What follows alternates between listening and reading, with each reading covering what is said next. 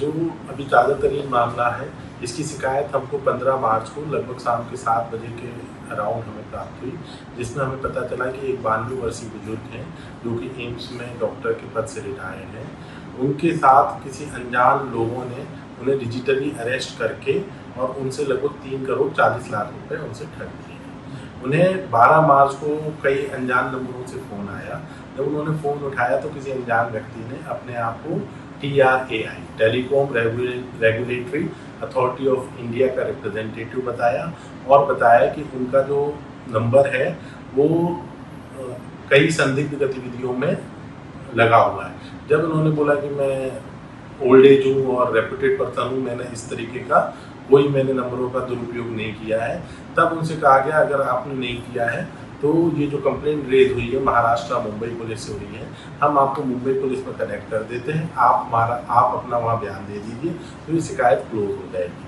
अगर आप ऐसा नहीं करेंगे तो ये शिकायत ओपन रहेगी और आपको परेशानी होगी। तो इनकी बातों में आके उन्होंने जो ठग थे उन्होंने उनका कॉल अनजान आदमी से कराया, जिसने अपने आप को मुंबई पुलिस महाराष्ट्र पुलिस का रिप्रेजेंटेटिव अफसर बताया और उन्हें बातों बातों में उनसे उनकी सारी फाइनेंशियल जानकारी ले ली और उन्हें धमकाया कि इस नंबर आपके नंबर से कई अकाउंट खुले जो मनी लॉन्ड्रिंग में यूज हुए हैं। और उन्हें जब वो काफ़ी डर गए और उन्हें इस बात का पूरा उन्हें धमकाया कि आप ये बात किसी और को नहीं बता सकते, आप जिसको भी ये बात बताएंगे वो सभी हमारे इन्वेस्टिगेशन के दायरे में आ जाएंगे।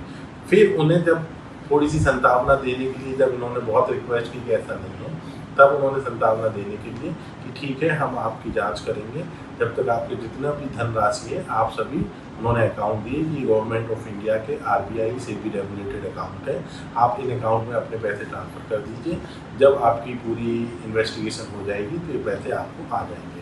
तो उनको 12 मार्च से लेकर 15 मार्च तक डिजिटली अरेस्ट करके रखा गया।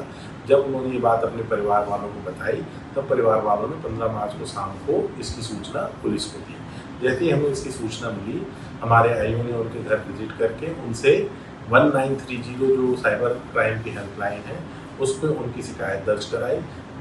त्वरित शिकायत होने से उनके जो पैसे सिस्टम में थे वो फ्रीज किए जा सके और तत्पश्चात हमने लगभग 1 महीने का जब गहन इसमें अन्वेषण किया तब हमने 2 संदिग्धों पे अपना जीरो इन किया, जिसमें से पहला है अमित शर्मा एलियास राहुल, जिसने ये अकाउंट जो संदिग्ध अकाउंट में पैसे गए थे ऑपरेट कर रहा था। दूसरा है हरी, जिसे उसने आगे अकाउंट दिया था। और उसके बाद हमने अभी तक इसमें से लगभग 2 करोड़ 15 लाख रुपए जो विक्टिम है उनके अकाउंट में रिलीज करा दिए हैं। अभी उम्मीद है कि आगे उनके अकाउंट में और भी पैसे आने की संभावना है।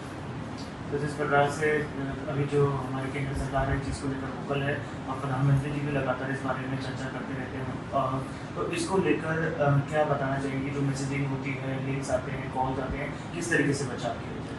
मैं जो आपके सभी दर्शक हैं, दर्शकों से कहना चाहूँगा कि कोई भी अनजान जो कॉल आते हैं आप उन्हें ना उठाइए। ये TRAI तो सिर्फ एक मॉडस है, इसके अलावा कोई आपको फ़ोन करके बोल सकता है कि हम कस्टम से बोल रहे हैं, आपके पार्सल मिला है जिसमें ड्रग्स हैं या पासपोर्ट्स हैं या ATM कार्ड है या सिम कार्ड है।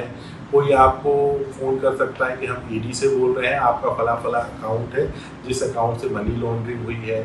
कई बार जो मनी लॉन्ड्रिंग वाले जो बहुत ही रेपुटेड केस होते हैं उनके नाम लेके बोलते हैं कि फला केस में आपका नाम आया है। तो आपको किसी भी तरीके से उनसे डरने की आवश्यकता नहीं है। अगर इस तरीके का कोई कॉल आता है आप 1930 में तुरंत बताएं। और सबसे किसी भी तरीके के साइबर फ्रॉड में सबसे इम्पोर्टेंट बात होती है पैसे ट्रांसफ़र करना। जब तक आप स्वयं अपनी मर्जी से अपने अकाउंट से पैसे ट्रांसफ़र नहीं करेंगे तब तक साइबर फ्रॉड्स का मकसद पूरा नहीं होता है। इसको मैं सभी दर्शकों से कहना चाहूँगा कि जब तक आप उस व्यक्ति को देख ना लें तब तक आप कोई भी पैसे ट्रांसफ़र ना करें किसी को भी। जब तक आपसे कोई पैसे मांग रहा किसी भी प्रीटेक्स्ट में, चाहे आपको डरा धमका के, चाहे आपको लालच दे के, तो पहले उस आदमी से मिलो। अगर आपकी सही में भी कोई शिकायत हुई है तो पुलिस आपके पास आएगी। डिजिटल अरेस्ट कानूनी तौर पे कोई चीज़ नहीं होती, ना ये पुराने हमारे लॉ था उसमें कोई डिजिटल अरेस्ट का प्रावधान था, ना जो हमारे नए अभी कानून आए हैं उसमें कोई डिजिटल अरेस्ट का प्रावधान है। तो डरने की आवश्यकता नहीं है। इस तरह के कॉल को तुरंत अपने परिवार वालों को, मित्रों को बताएं, 1930 को इसकी सूचना दें। और सबसे ज़रूरी बात, जब तक आप व्यक्ति को जान ना लें, फिजिकली मिल ना लें, तब तक अनजान व्यक्ति को किसी भी कारण से कोई भी पैसे ट्रांसफ़र ना करें।